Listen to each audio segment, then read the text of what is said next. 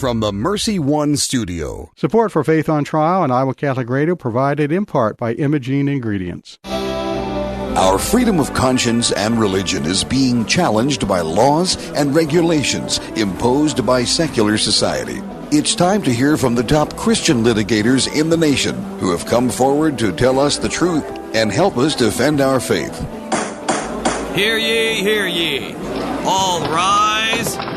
Faith on Trial with Defender of the Faith, Deacon Mike Mano, is in session. And good Thursday morning from the virtual Mercy One studios in West Des Moines. Gene and I are here with you via Skype again this week. Hopefully this will be our last week, and next week we'll be back in the studio. Gina, good morning. How are you doing? I am well. Won't that be nice to be in the studio? I look forward to it. That's right. The one nice thing about Skype is we have a kind of a picture phone so that we can see one another while this is going on, so we can sometimes transfer messages by hand signal that we couldn't do if we were via phone. But it seems to be working out. We've only had some minor technical difficulties, usually because I've done something wrong on my end or I've had a cat disconnect me somehow, but we've locked Gilligan out of the room, and I think we're set to go. I do have to say, the coronavirus, unfortunately, has provided us much material for the shows these past few weeks, hasn't it? It has. It really has. And, of course, now, at least here in Iowa, we're starting to open up a bit more. I understand that movie theaters are getting ready to open again. I think the best thing, though, that Governor Reynolds has done for me, anyway, recently was open up the barbershops. Yes. I'm going to miss my man bun, but... But haircuts are definitely in order, that's for sure. Yeah. Happy Ascension Thursday. Yeah, that is very good. It's an important. It is an important day, and we without mass on Sunday, to go to all the time, we kind of miss these important things. But that's right, it is Ascension, and we do need to keep that in mind. Another thing we need to do is we want to send out a happy birthday wish to our colleague Jean Wells. It's her birthday today. Jean Wells from Straight Talk. Happy birthday, Jean. Wherever Happy you are. birthday, I hope Jean. she's listening somewhere. Yes. All right. We've kind of got an interesting show. We do have an interesting show for you, but let's start off with a prayer if you've got one, Gina. I do. In the name of the Father, and the Son, and the Holy Spirit, a prayer for peace. God of peace, bring your peace to our violent world, peace in the hearts of all men and women, and peace among the nations of the earth. Turn to your way of love those whose hearts and minds are consumed with hatred. Strengthen us in hope and give us the wisdom and courage to work tirelessly for a world where true peace and love reign among nations and in the hearts of all. Amen. Amen. We're going to be talking a little bit later about this 1619 project. Gina, have you ever heard of that project? Not until you pointed it out to me. Very interesting. It is an interesting project. And it's, we'll have Michael Gonzalez talk to us about that. But it is it's a project that is kind of moving throughout the public schools, which puts a different spin on the founding of America and what America stands for and the relationship between capitalism and other things. And it's kind of a scary proposition. We're going to talk to him about that in a little bit. We're also going to talk to Christopher Ferrara in a little bit about problems that they've been having in New Jersey with police officers breaking up prayer services. One instance, we have a prayer service in a private home by some Orthodox Jews who the police walked in on and started, breaking up the meeting. Christopher will have all the details, I'm sure, but it's led to a federal lawsuit that was filed in New Jersey, and he will bring us up to date. Christopher, of course, is working as special counsel for the Thomas More Society, and of course, we're very familiar with Thomas More Society and all those folks there. They've been guests in our program many, many times. And strong defenders of the faith, for sure. Very, very strong defenders of the faith. And I like to think they're fairly local.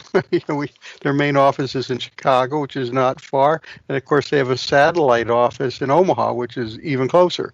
And we've talked with those people many times before. So we're looking forward to having Christopher Ferrara, who incidentally is a good Catholic apologist. He's well known not just in legal circles, but in other circles as well. So I think we're going to be honored to talk to him later today.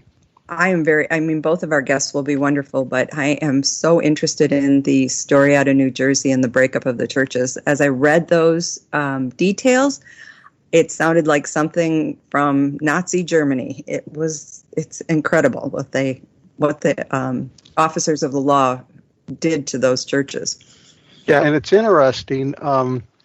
There are some places where it seems like the churches are being targeted. Religious expression is being targeted. And, of course, we've seen our Attorney General, William Barr, who's warned local authorities about doing just that. But anyway, we will take all those things up when we return right after these messages. This is Faith on Trial on Iowa Catholic Radio. Thank you, Blessed International, for their support of Iowa Catholic Radio. Everyone lives their life 24 hours a day, 7 days a week, 365 days a year. How we use that time directly affects if our life will leave a significant impact or not. Each year, Blessman International leads Central Iowans on a 12-day, all-inclusive experience sharing the heart of Christ with children in South Africa. Teams are forming to do something significant in an African child's life. Learn more at blessmaninternational.org. That's blessmaninternational.org. Thank you, Big Red Q Quick Print, for underwriting the sports report. Family owned and operated since 1980, Big Red Q Quick Print is a full-service print shop ready to help you with all your printing needs with speed and accuracy. Forms, manuals, brochures, letterhead, envelopes, business cards, custom invitations, design, and bindery. Big Red Q Quick Print, located across from Merle Hay Mall. Online at bigredq-desmoines.com. Big Red Q Quick Print.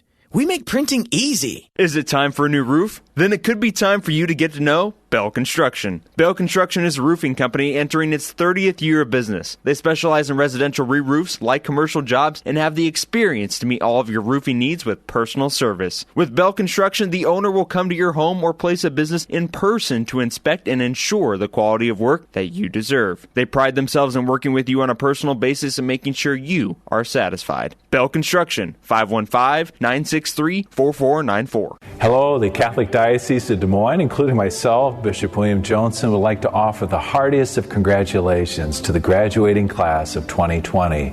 God accompanies us at every step of our lives. This year has been quite an adventure, hasn't it? But through your families, your teachers and staffs, and the faith communities who've lifted you up in prayer, God continues to draw you to that cherished place He wants you to be. May God's blessing and Spirit be at your back as you go forward in the next step of life. Support for Dowling Catholic Sports 365 is provided in part by Ashworth Vision Clinic with 2 licensed optometrists, Barbara Sheets, a Dowling Catholic graduate, and Dr. Todd Pedig. The Ashworth Vision Clinic team provides complete eye exams, contact lenses, glasses, glaucoma testing, and pre- and post-operative care. Ashworth Vision Clinic is located at Ashworth and 60th Street in West Des Moines, 515-440-4610. Online at ashworthvision.com. Support for Iowa Catholic Radio and Faith on Trial provided by Paul Martin and Paul Mitchell, owners of Imogene Ingredients. Imogene Ingredients supply specialized feed ingredients for livestock and pet diets to improve maternal and young animal health in both conventional and organic production.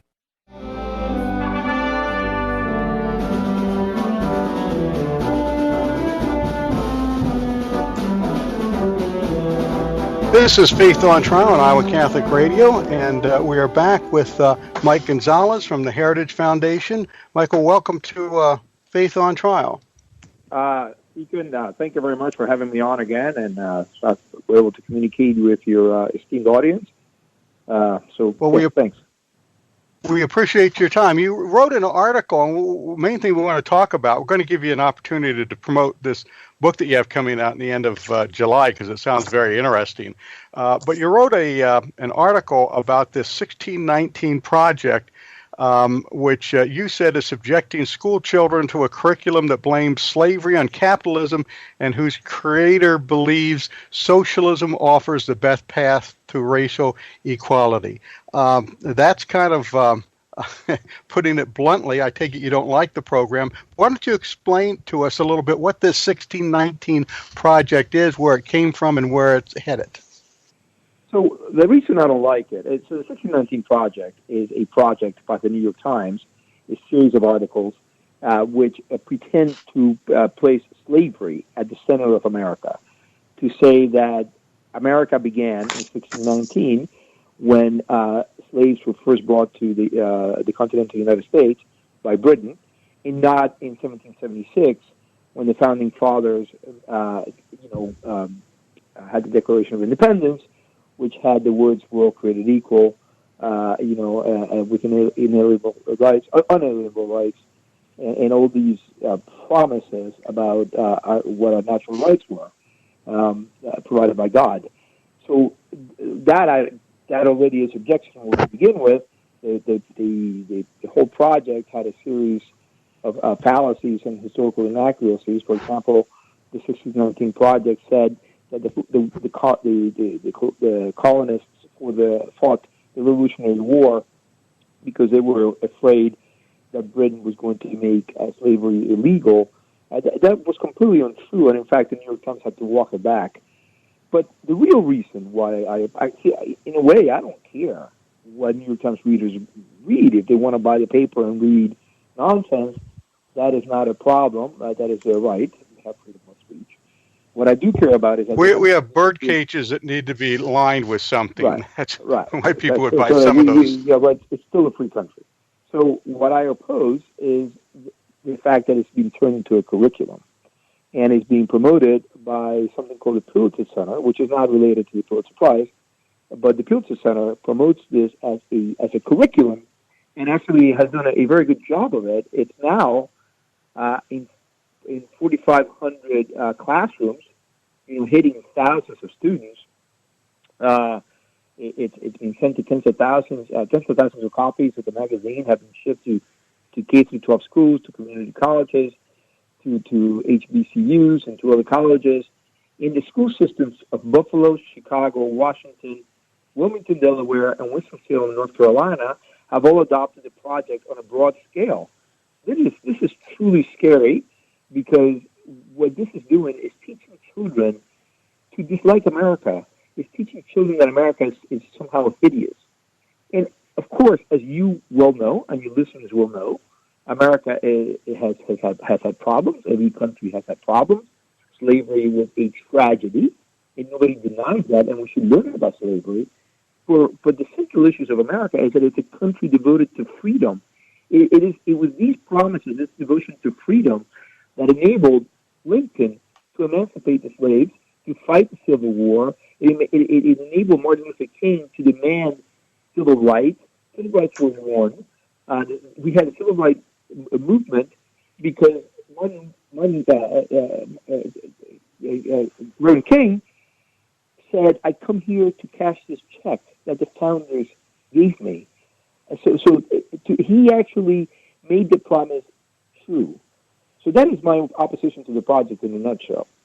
Well, what about professional educators who are supposedly schooled in history? Why are they embracing this project? Well, that is it's actually the subject of a long debate. Schools of ed have actually been really politicized as well. The left has done a really good job of introducing ideology into the curriculum of the schools of education, the colleges which teachers are trained. Do not forget that Bill Ayers, the terrorist, that introduced Barack Obama to the world, actually, about 10 years ago, he gave up terrorism to become an educator at a school of ed. At schools of ed, he went to Columbia and got his degrees on education, on how to teach teachers. So the left has identified the schools of ed as a target for their work many years ago now. So what we're seeing is partially the result of this. So they've infiltrated into the college curriculum, which is now teaching teachers for the high schools and elementary schools. And so I guess our theory here is that it's just trickling down from one source to another on the left side of the political spectrum to indoctrinate children. Well, the Martin Center in North Carolina did a very good report on this.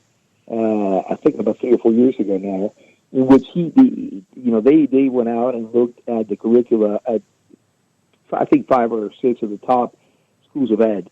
And what they found was that they used, for example, Paulo Freire's book on the pedagogy of the oppressed, which is completely critical theory, complete leftist diatribe.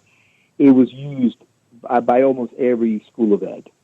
And books written from a leftist perspective were overwhelmingly used, and books written from a conservative perspective were not at all used in the schools of ed. Aren't they supposed to do books written in a neutral perspective? I mean, as Joe Friday said, just the facts, ma'am. Yes, I think that wasn't that a Dollar? What was his name? I forget the radio character, Johnny Dollar. Was it Johnny Dollar? Say I just wrote the facts, man. Maybe it was Joe Friday. Yes, you're right, and we should teach slavery. Slavery happened, and it was awful, and we should draw lessons from that to be better educated. Nobody says that we should give a sugar-coated history of the United States. What we should do is go out of our way to teach young minds to hate their country. And use inaccuracy to begin with. It certainly says something about the United States that we came through an awful lot of bad history and tried our best to make it right. I mean, you take a look at the price we paid in the Civil War for slavery to kind of promote freedom, and how long there's been a lingering effect of that in the United States, and how we're battling back. We're trying to make it right, but starting people out with a poisoned viewpoint of American history is simply not the way to go about it. And I'm glad you and others are bringing it to our attention. The co-host Gina is joining us also by Skype, and I'm looking at her, and she looks like she has a question. So, Gina, do you have something? I do. I have so many questions. Good morning, Mike. Good morning, Gina. I find this very interesting that the author of a commentary in the New York Times writes this change in her view of the history of America, wins a Pulitzer Prize, and then grabs the attention of society or the progressives to teach it to our children. Most interesting to me was the opening line of her essay that started this whole project. And she stated, and I quote, "Our democracy's founding ideals were false when they were written." How does something like that capture the attention of individuals to snowball into this project to provide curriculum and change the viewpoint of the history of America? Well, first of all, thank you for asking that question. First of all, that line is almost ungrammatical. So ideals cannot be false. Ideals can be bad or good, can be implemented well or not implemented well, can be adhered to or not adhered to, but ideals cannot be false, right? You can have, ideals are just thoughts that we have about what the best world represents. And that those can be very, very bad. The ideals of a white supremacist are bad ideals, but they're not false. And the ideals of somebody who wants to fight for freedom for all Americans, these are good ideals. So, in my opinion, I'm just stating my opinion. So that line to begin with, but that where it gets it really wrong is that our ideals, that all men are created equal, that we're endowed by our Creator with unalienable rights. That's what eventually helped us ensure the destruction of slavery. Slavery was destroyed because these ideals were put into practice. And then we ended segregation because these ideals were put into practice. By the way, slavery is something that has been practiced by every country on earth. It was practiced widely in the country where I was born, Cuba. It was practiced. I'm glad you pointed that out, because that was lost, I think, in her whole essay. Slavery wasn't something brand new into the settlers of the of America. It had gone on for years. The Bible references it in the Egyptian slavery of the Jews. So how is that overlooked in her essay? Yeah, I mean, every time in the Middle Ages that the Vikings raided an Anglo-Saxon village, the poor souls who were lucky enough to survive the slaughter were taken on as slaves. The same thing happened in Spain. The same thing happened with the Franks. The same thing happened with the Romans. The same thing happened throughout the world. Slavery has been around forever and practiced in every country.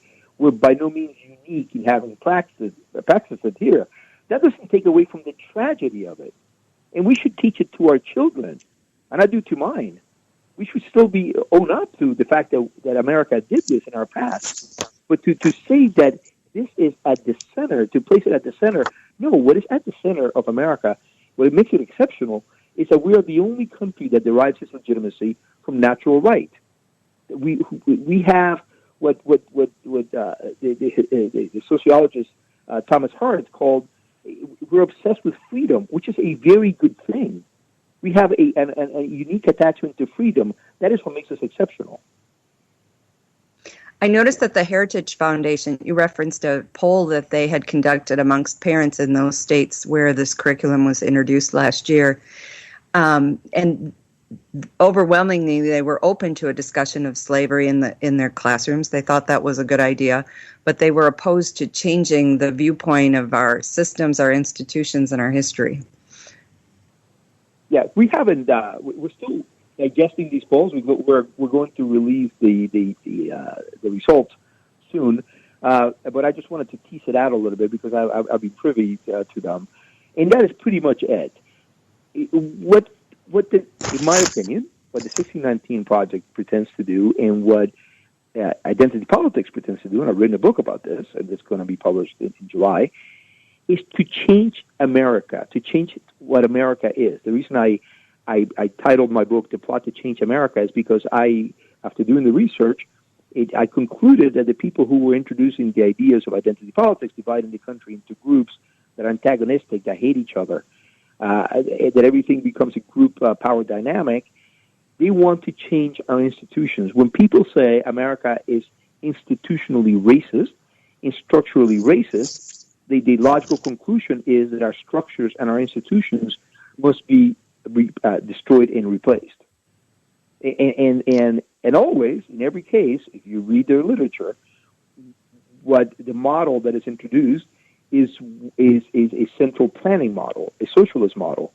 And if in the essay that I wrote, I quote Nicole Hannah-Jones, which is the founder of the 1619 Project, and the woman who won the Pulitzer Prize for it. She said that she believed that Cuba had the most racial equity of all the places where blacks and whites lived together, where slave was practiced. She said it had the most equity, and that was because of it is socialist. Now, socialism is what is more akin to slavery.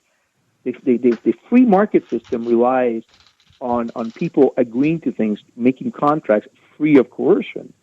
Socialism is all about coercion. It tells you that you must work for others for free, and it takes away your private property, which is what gives you the ability to be free. Exactly. Yeah, that's why everybody's equal. They've taken everything away from people, and so they're all left without. The Plot to Change America, How Identity Politics is Dividing the Land of the Free. That's your book, and It's coming out, I think it's July 28th. Is that the date of it? Yeah, you can go on Amazon right now and Google The Plot to Change America and pre-order it. But it's, I put a lot of effort into this book, and what I want to demonstrate is what identity politics is. I want to dispel the myths and describe to my fellow Americans why it is so important that we take this seriously, because this is a threat to our way of life. And I give some ideas of how we can dismantle it. And I think it sounds like it's going to be a very good read during this an election year, because it seems to me that these things are permeating society right now. The identity politics, the idea that America isn't quite as good a country as we think it is, and things like that. I think is what's kind of tearing our country apart right now. Yes, when you introduce division, it should be no surprise that then we end up with divisiveness. Right. Most Americans, right. Whenever you use labels and as a device, it provides for inequality. Right. And, now, most Americans, and the problem with inequality that we're having right now is that we're running out of time here. So just a reminder, the plot to change America, how identity politics is dividing the land of the free. It's going to be available July 28th, and I noticed that it's up on Amazon right now, and it appears to have some pretty good reviews already by the people that have had a chance to read it ahead of time. So I wish you luck with it, Michael. It sounds like it's going to be an interesting book, something that's going to be very timely this year. Thanks to the two of you. I feel much obliged. Thank you. Certainly. Thank you very much. That's Mike Gonzalez from the Heritage Foundation, and this is Faith on Trial on Iowa Catholic Radio, and we'll be back after these messages. Is it time for a new roof? Then it could be time for you to get to know Bell Construction. Bell Construction is a roofing company entering its 30th year of business. They specialize in residential re-roofs, light commercial jobs, and have the experience to meet all of your roofing needs with personal service. With Bell Construction, the owner will come to your home or place of business in person to inspect and ensure the quality of work that you deserve. They pride themselves in working with you on a personal basis and making sure you are satisfied. Bell Construction, 515-963-4494. What is the best gift ever? Well, some might say a Catholic education, and I agree. But if you think you can't afford Catholic education, think again. Apply for CTO, and you could receive up to half your tuition for kindergarten through 12th grade. More information is online, ctoiowa.org. The bottom line, it's for the kids and their future.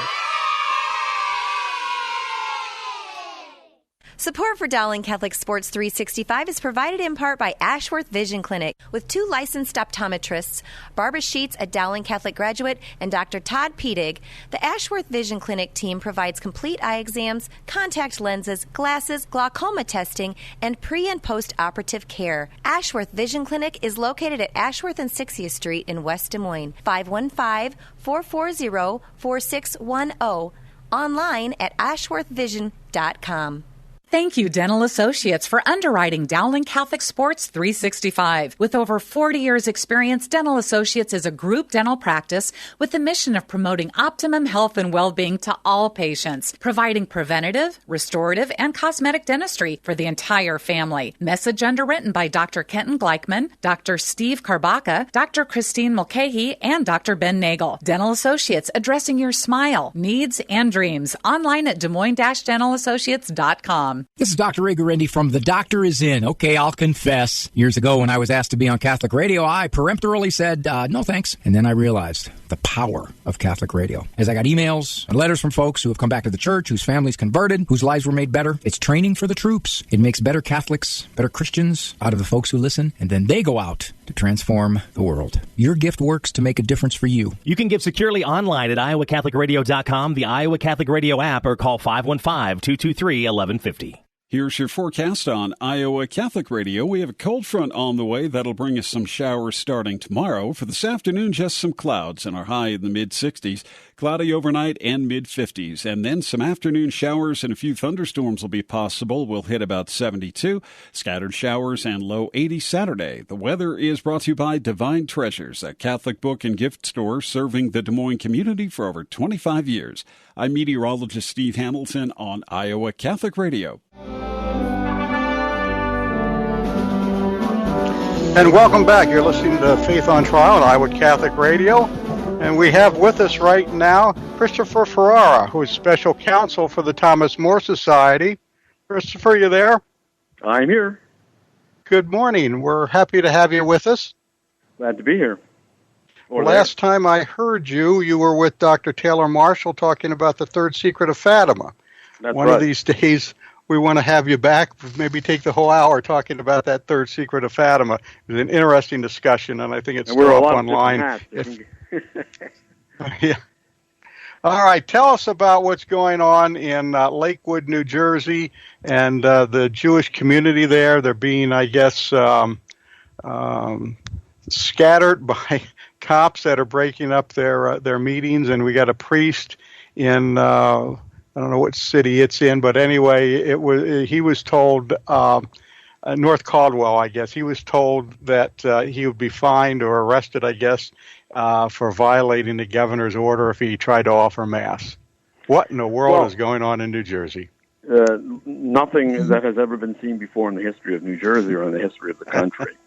So what's happening in New Jersey is, on the pretext of this virus, which is already fading away as the warm weather comes, like any other influenza-like illness, the governor has decided he can micromanage the lives of 9 million residents of New Jersey, issuing executive orders that tell them when they can leave their home. He actually specifies 9 permissible reasons for leaving your home, what products and businesses you can patronize, what businesses cannot operate, what non-retail businesses can operate, which is basically all of them, the office environments and warehouses and factories, what recreational activities are permissible. At one point it was 2 people for golf, now it's 4 people for golf. He just opened the beaches and parks, so he's going willy-nilly, creating various exceptions to his regime of prohibitions on normal activity. Now, the problem that poses is, under the case law, you can't have a policy that is neutral and generally applicable. At the same time, you're riddling the policy with various convenient exceptions to the things that Governor Murphy considers essential versus non-essential stuff. So the way it's working out is that religious gatherings of different kinds are getting short shrift under this regime as compared to secular gatherings for business or recreation. So the people who can gather at the beach in unlimited numbers now can't gather in unlimited numbers at church. People who can sit in offices, and maybe hundreds of them in the major Fortune 500 companies, can't sit in the pews of the church. And the examples of inconsistencies abound. So what happened to Father Robinson the day before this regime first went into effect was that he was ordered to disperse his congregation under threat of arrest because it was an illegal gathering. Who says so? The governor does, under his fiat. The rabbi had a couple of run-ins with the police. During the first, I think it was on April 11th, the police invaded his backyard and basically barked commands at him to cease his illegal gathering of prayer services in the backyard. They were holding the prayer services in the backyard of his synagogue because of the orders that the governor was handing down. Why? Because they wanted to be able to run in different directions to escape the police, whereas they could be trapped inside the synagogue.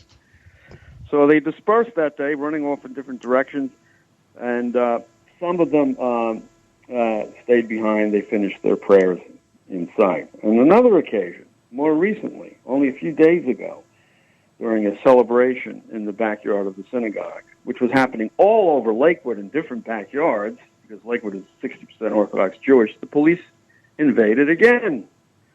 This time 2 officers came into the backyard, accused the rabbi of having an illegal gathering. He demanded that they leave his property. When he persisted in demanding that they leave the property, the supervisor was called. He ended up being handcuffed and dragged off to jail. Then he was released on a charge of violating the governor's order by having more than 10 people in his backyard. When he got home, though, from jail that evening, around 1:30 in the morning, there were 200 residents of Lakewood in the Jewish community there to greet him. The police didn't break up the original gathering at which he was arrested, and they didn't break up the gathering of 200 people. So why did they arrest the rabbi? We're alleging they arrested the rabbi to harass and intimidate and target him under a patently unconstitutional law. So what we're asking for the federal court to do is issue an injunction against this insanity. All groups should be treated the same. If you're a religious group, You should have no limitation on your size. You should perhaps practice social distancing the same way that commercial groups are allowed to gather in unlimited numbers, provided that they practice social distancing. If you can sit in an office with other people, you can sit in the church with other people. It's really that simple, but the governor doesn't seem to think so. Seems to be a couple of things that bother me about this. First of all is the attack on Orthodox Jews. This just bothers me because throughout history we've seen the Jewish people just attacked and attacked and attacked again. Right. The second thing that bothers me is not only in New Jersey but across the nation, we seem to have this. It's a identifiable campaign against religious expression, and they're using the coronavirus as an excuse. I mean, Absolutely. We've seen this in other states, and certain cities we've seen it. Congregations can't gather in a parking lot where they all stay in their cars and are spoken to over a radio. What do you think is going on? You're somebody who's more than just a lawyer. You're a Catholic apologist, I think. What is going on here? Well, let's put aside the question of motive for a minute. Let's not assume that the motive is to get religion. The courts who have decided restrictions on speech in numerous cases have made one thing clear. You don't have to prove that someone hates religion in dealing with restrictions like this. All you really have to show is that they unfairly burden religion compared to secular activity. The motive is almost irrelevant.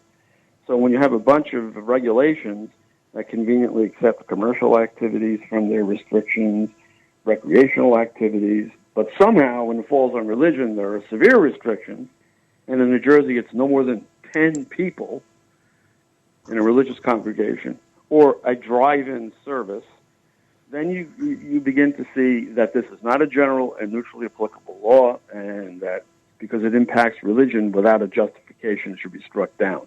Now, if you add motive to that, someone is deliberately targeting religion, and there's evidence of that here, then you have an even stronger case. What is the evidence here? This governor keeps creating exception after exception for all kinds of other activities, like going to the beach, going to the park, going to the lakeside, working in non-retail businesses, shopping at the favored retail businesses, and yet somehow religion never seems to have the hand of the governor lifted from it.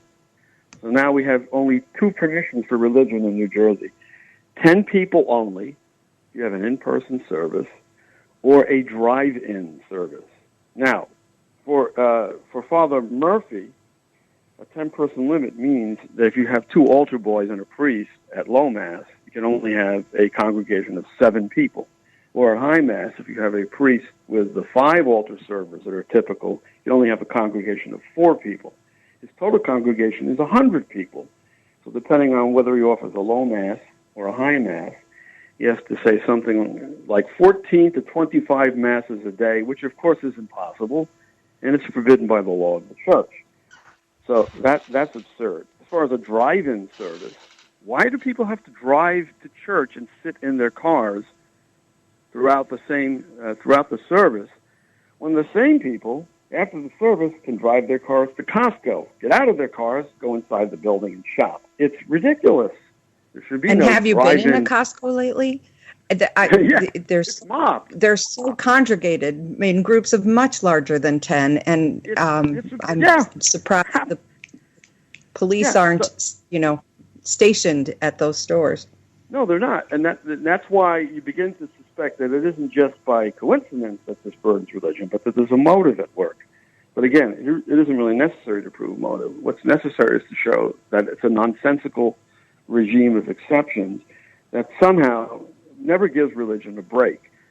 So you're absolutely right. These people who are forced to go to a religious service in a drive-in manner, they can't even get out of their cars. Oh, you can't get out of your car to go to the bathroom during the religious service, according to Governor Murphy. They can go in their cars to Costco and get out of their cars and go shopping. What's the difference? There is no relevant difference. As to the rabbi, you can't have a drive-in service because all Jewish prayers require a minimum of 10 adult males. just like the Catholic service requires one male priest. So if you limit them to 10 people, they can't have a service because there's no congregation beyond the minimum. Well, not only that, but the 10 people, most of the churches that I've been in, whether they be Protestant, Catholic, or Jewish synagogue, have room for hundreds of people. It's certainly, 10 is a... And as far as the drive-in goes, the minimum of 10 people in Jewish worship has to be in the same room at the same time. They can't be in different motor vehicles, so that doesn't work.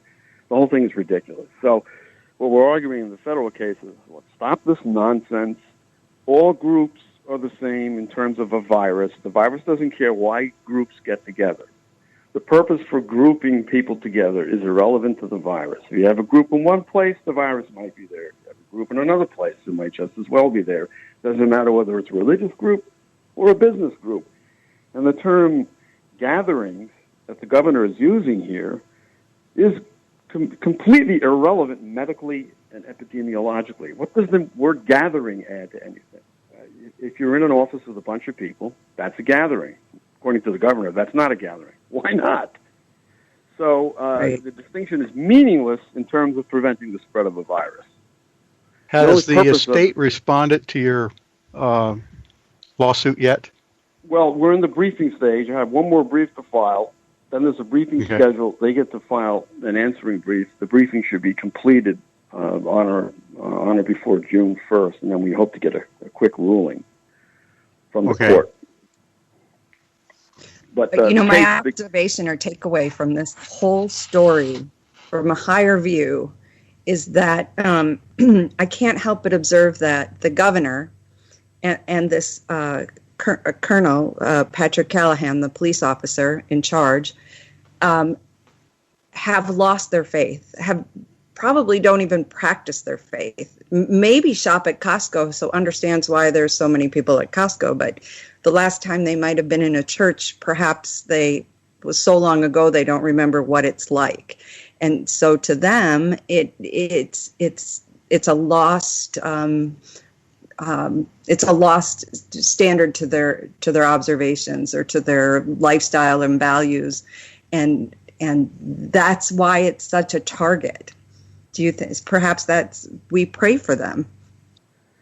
Well, I don't know what their motives are. You can make legal judgments based on circumstantial evidence and draw inferences from evidence that there's a targeting of religion. What the motive for the targeting is almost legally irrelevant. The fact is that religion is being targeted by being restricted to a 10-person limit or a drive-in service when there is vast amounts of commercial activity and recreational activity that's not subject to any of these restrictions. The only restrictions on all these other activities are do your best to socially distance and sanitize the common surfaces. And by the way, the CDC has just come out to say, you know what, the virus really isn't transmitted very effectively on surfaces. So everybody's running around sanitizing everything, and it's really not going to help. So even that requirement is unnecessary, but we'll give them that. So we're saying, look, let us gather in the same numbers people can gather in all these different commercial and recreational places, and we'll practice social distancing and do some sanitization. And I have yet to see a coherent rationale for saying why this can't be done in a religious setting, but it can be done in all these other settings. It makes no sense whatsoever. And because it makes no sense, it can't survive scrutiny under the First and 14th Amendments. Go ahead, Gina. Will this injunction or complaint, asking for an injunction, will it have any effect once they begin to open up the state and, you're continuing the suit along the way? Is there any remedy? Will it change anything into the future? What is the final outcome given the circumstances that daily our restrictions are changing? Well, here's the thing about that. We're seeking to lift the limitations on religious gatherings. He's issuing executive orders that change the scenario almost every day. But so far he hasn't done anything that approaches what we're asking for. If he were to do that while the proceedings are pending, we would be happy to declare victory and go home. But so far we don't see any signs of that. It looks like he's going to continue to administer with an eyedropper one little drop at a time, the rights of people who gather for religious purposes. One of the things we say in the suit is, look at the state of Connecticut. In Connecticut, at least, the governor has exempted religious activity from a very strict limitation on gatherings and said you can have up to 50 people for religious activity. Now, there should be no limit at all, but at least with 50 as a limitation, both of my clients who have small congregations could function. So we're saying, look, that's a reasonable alternative. Give us at least that, even though we shouldn't have to undergo that. But the thing we're really looking for is just to let up entirely on religious activity and put it on the same footing as commercial and recreational activity. If he does that while my arguments are pending, obviously it moots my case, but so what? That's what we're looking for. That kind of you're looking for the result, right? One final question before we have to go.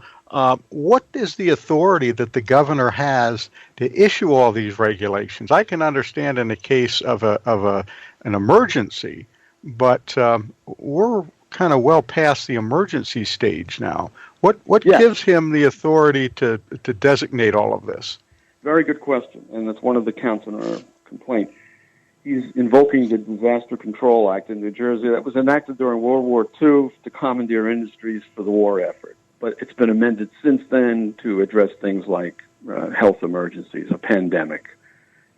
But under the DCA, as we call it, the Disaster Control Act, whatever the governor does has to be rationally related to the emergency and narrowly tailored to the demands of the emergency. What this governor is doing has no relationship to what the DCA permits. He's trying to micromanage 9 million people's lives. How many people can play golf, how many people can worship, what stores you can patronize. We've never seen anything like this. So that's not what the DCA permits. And so we're arguing that his authority is not given to him by the DCA, and that what he's doing is ultra-virus, in other words, outside the bounds of what the DCA permits, and that the whole regime he's created should be struck down as unconstitutional. So that you make a very good point. And you're right, the emergency is now passed. What's the justification is the infection rates decline, hospitalizations decline. Yeah. The disaster they were predicting of the overwhelmed hospitals and the lack of ventilators and, basically viral Armageddon has never happened. In fact, and isn't this the governor that told Fox News that the Bill of Rights was above his pay grade? Yeah, I wasn't thinking of the Bill of Rights when we did this, he said. That's, I believe, an exact quote. And he certainly wasn't thinking of the Bill of Rights when he did this, but we're hoping that the judge will ask him to begin thinking about the Bill of Rights now. We hope so. We're out of time. Christopher, thank you very much for joining us today. Good luck with the lawsuit. We'll be following it with the Thomas More Society. They're good friends of the program, and we wish you luck. God bless you, and we're going to have you back talk about this third secret of Fatima one of these days, too. I'll be glad to. Certainly. Christopher Ferrara, Special Counsel of the Thomas More Society. This is Faith on Trial on Iowa Catholic Radio, and we will be back right after these messages. Is it time for a new roof? Then it could be time for you to get to know Bell Construction. Bell Construction is a roofing company entering its 30th year of business. They specialize in residential re-roofs, light commercial jobs, and have the experience to meet all of your roofing needs with personal service. With Bell Construction, the owner will come to your home or place of business in person to inspect and ensure the quality of work that you deserve. They pride themselves in working with you on a personal basis and making sure you are satisfied. Bell Construction, 515-963-4494. What is the best gift ever? Giving a Catholic education is at the top of my list. Your contribution to CTO helps families send their children to our Catholic schools who otherwise could not afford it. In giving to CTO, you receive the best tax credits ever. Pledge or donate online at ctoiowa.org. The bottom line, it's for the kids and their future. Support for Dowling Catholic Sports 365 is provided in part by Ashworth Vision Clinic with 2 licensed optometrists, Barbara Sheets, a Dowling Catholic graduate, and Dr. Todd Piedig. The Ashworth Vision Clinic team provides complete eye exams, contact lenses, glasses, glaucoma testing, and pre- and post-operative care. Ashworth Vision Clinic is located at Ashworth and 60th Street in West Des Moines, 515-440-4610, online at ashworthvision.com. Thank you, Dental Associates, for underwriting Dowling Catholic Sports 365. With over 40 years' experience, Dental Associates is a group dental practice with the mission of promoting optimum health and well-being to all patients, providing preventative, restorative, and cosmetic dentistry for the entire family. Message underwritten by Dr. Kenton Gleichman, Dr. Steve Karbaka, Dr. Christine Mulcahy, and Dr. Ben Nagel. Dental Associates, addressing your smile, needs, and dreams. Online at DesMoines-DentalAssociates.com. Hi, this is Father Larry Richards of EWTN Open Line Thursday, and we just want to encourage you to help us. We really need you to bring people to Jesus Christ. Think about it. What have we done to bring people to Christ? We need you and we need your help because Jesus tells you, go and make disciples of all nations. You can do that by helping us. God bless you. You can give securely online at iowacatholicradio.com, the Iowa Catholic Radio app, or call 515-223-1150.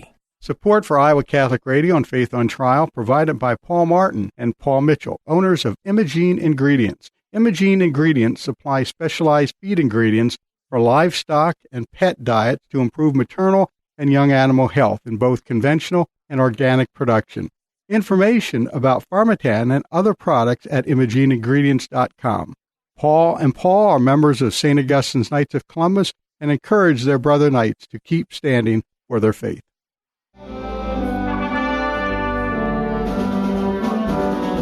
And welcome back. This is Faith on Trial on Iowa Catholic Radio. Gina, another interesting show today. It certainly was. I'm looking forward to seeing a book come out in July for the Plot to Change America by Mike Gonzalez, our guest. It's from the little bit that I've read about it, it sounds like not only does it explain the issue of identity politics, but it also gives us a window into opportunities to change the path that these identity politics are putting on our society so that we can come back to the truth and be more hopeful about the future of America. Yeah, that seems to be what is really dividing us today, this identity. Everybody belongs to a group, and if you're not part of my group, you're against me. And you may be bigoted toward me, and that is what seems to be channeling a lot of things here these days.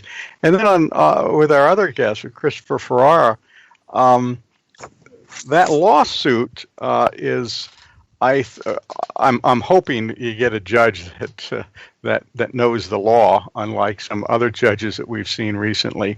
He should be able to win this thing, and my guess would be that eventually the governor is going to have to back down on something. The problem I see, though, is this seems to permeate throughout the country in certain states that are run by progressive left parties.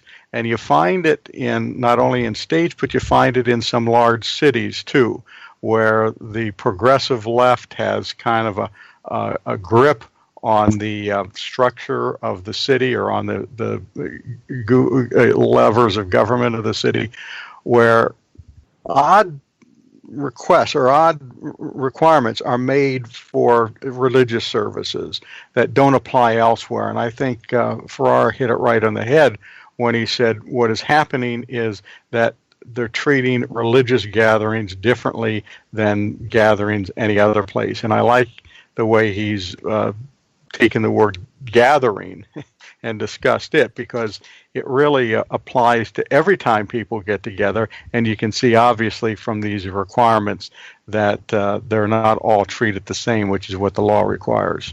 I did read through the suit, and I was very struck by the fact that he pointed out that so many of these orders that the governor has made that did not include definitions for multiple terms that could be taken in a variety of ways. I'm wondering, though, is there any way that the suit could set some sort of preference so that in the future, these kinds of activities by a governor under an emergency order, they'll take better notice or protections for faith traditions? I think that will depend on the governor and on the location you're at. It seems common sense that you would apply these rules to everybody. If a gathering of 10 people is considered forbidden, then why in the world don't we close Costco, for example? You mentioned Costco. So we're looking at a number of things here. I don't know. It depends on which way society kind of drifts, and if we drift to the left, we're going to find more problems. If we start drifting back toward the center, I think we'll be better off. I do have to point out these two things. In doing my little bit of a research before the show on the governor, I was drawn to the idea of maybe I can figure out what faith tradition he was raised in so that I can better understand why he doesn't find these things necessary for his citizens. Couldn't actually find that, but I did notice that in his campaign materials, which there are multiple pages of that, he lists his upbringing. The very first thing he mentions is his strong religion, strong work ethic, and then goes on to education, civic awareness. Those are pillars of his family life, but he begins with religion. So he definitely has an understanding of the faith component of human existence in America. And the other thing that I noticed that he touts his endorsement by the NAACP, and he lists that that over 100 African American faith leaders across the state have endorsed him. I wonder how they're feeling about his actions. I wonder how they're feeling about it too. Well, that's about it we have for today. So let's end with our prayer. Saint Michael the Archangel, defend us in battle, be our protection against the wickedness and snares of the devil. May God rebuke him, we humbly pray, and do thou, Prince of the heavenly host, by the power of God, thrust into hell Satan and all the evil spirits who prowl about the world, seeking the ruin of souls. That's it for today. For Gina, Noel, and myself, thank you for listening. Join us next week and every Thursday for another edition of Faith on Trial on Iowa Catholic Radio. Our freedom of conscience and religion is being challenged by laws and regulations imposed by secular society. Faith on Trial, with Defender of the Faith, Deacon Mike Mano. Faith on Trial, Thursdays at 10 a.m. on Iowa Catholic Radio, iowacatholicradio.com, and the Iowa Catholic Radio app. Support for Faith on Trial and Iowa Catholic Radio provided in part by Imogene Ingredients.